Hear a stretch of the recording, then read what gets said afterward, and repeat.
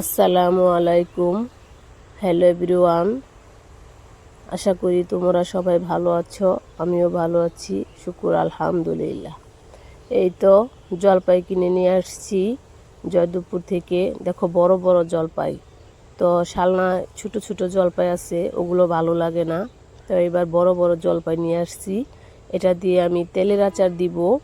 আর বড় জলপাই দিয়ে তেলের আচার দিলে আচারটাও দেখতে অনেক লোভনীয় সুন্দর হয়, আর খেতেও ভালো হয়।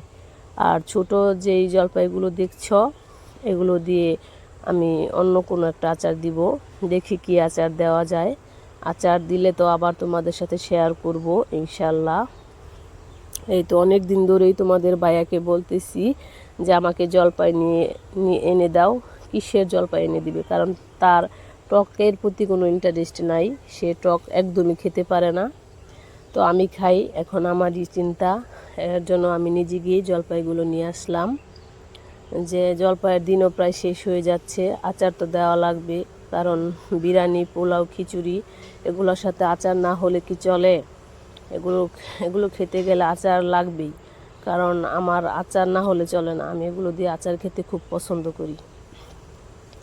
এই তো জলপাইয়ের তেলের আচারটা বানাচ্ছি, আর মিষ্টি আচারটা যখন বানাবো তখন ওটাও শেয়ার করব কোনো এক ভিডিওতে। এই তো এটা সুন্দর করে সব উপকরণ দিয়ে জলপাইগুলো, আমি অনেকে ভাপ দিয়ে নেয়, আমি ভাপ দিই নাই, কাঁচাই দিয়ে দিলাম।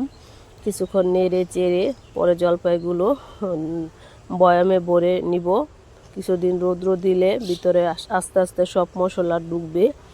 আমি এটার ভিতরে চিনিও দিয়েছি, অনেকে চিনি দেয় না, শুধু টক আর লবণ দিয়েই রেখে দেয়। ওইটা খেতে এত ভালো লাগে না, একটু মিষ্টি অ্যাড করলে অনেক মজা হয়। দুপুরের রান্নার প্রস্তুতি চলছে। এই বেগুনগুলো তোমাদের ভাইয়া আমাদের গ্রামের বাড়ি থেকে নিয়ে আসছে, একদম গাছের থেকে টাটকা, নিজের হাতে ছিঁড়ে নিয়ে আসছে। আর বেগুনগুলো এত সুস্বাদু, এত মজা খেতে, মানে আগুনের তাপে পড়লেই বেগুনগুলো একদম মোমের মতো সিদ্ধ হয়ে গলে যায়। যাই হোক, তোমাদের ভাইয়া বেগুনের বড়া খেতে অনেক পছন্দ করে।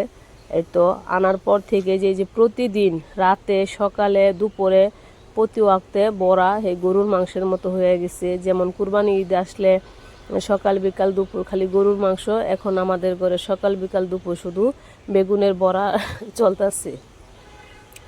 এই তো বড়াগুলো ভেজে নিলাম সুন্দর করে, আস্তে আস্তে মৃদু আছে। বড়াগুলো ভেজে নিলে বড়াগুলো দেখতে অনেক সুন্দর হয়, লোভনীয় হয়, আর খেতে অনেক ভালো লাগে।